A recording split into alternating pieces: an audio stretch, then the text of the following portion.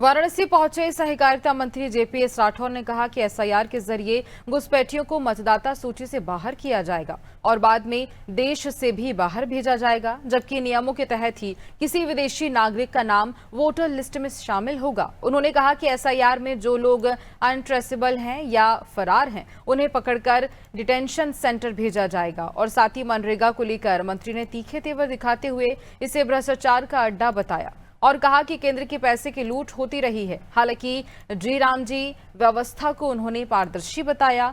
UP में मनरेगा पर बढ़ते खर्च और कर्जे के सवाल पर मंत्री ने पलटवार करते हुए कहा कि 2015 से 2025 की सरकार में बड़ा अंतर है।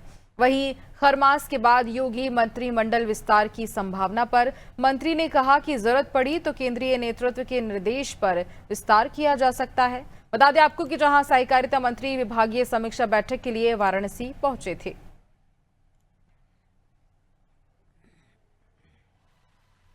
सबसे पहले तो मैं भारत निर्वाचन आयोग का बहुत अभिनंदन करना चाहता हूं, जो इन्होंने इतनी बड़ी और अच्छी प्रक्रिया का पालन कराया है, जिसमें जो बहुत से ऐसे मतदाता जो पहले भारत में घुसपैठ करके आए, फिर बाद में मतदाता सूची में घुसपैठ करके बैठ गए और वो स्थायी रूप से बैठ गए।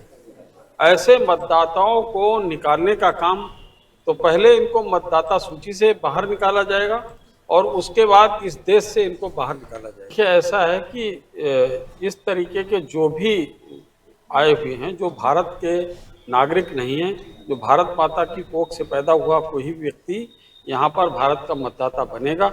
और अगर कोई बाहर से आया हुआ व्यक्ति है तो वो नियम सम्मत और संविधान के मुताबिक अगर भारत की नागरिकता प्राप्त करता है तो वही मतदाता सूची में रहेगा। इसके अतिरिक्त अगर कोई किसी तरीके से दुस्साहस करके फिर से बैठ जाता है तो बार बार इसको संशोधित करके फिर से निकालने का काम करेंगे।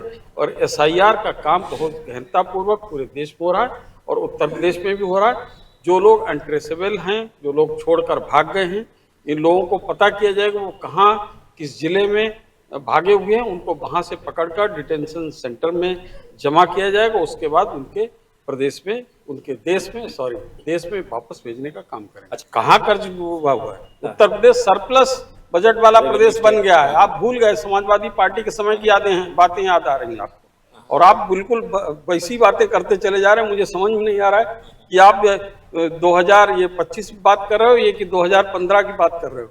तो ये प्रदेश बिल्कुल बदल गया, सरप्लस बजट वाला हमारा प्रदेश है।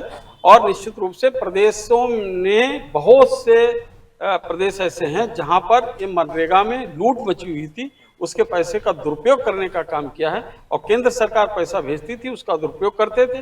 मुझे लगता है कि अगर प्रदेश सरकार का अंश बढ़ेगा तो वो लूट खत्म होगी। देखिए, वो समय के हिसाब जो भी परिवर्तन होना होगा वो होगा, उसमें वो मेरे हाथ में तो है नहीं।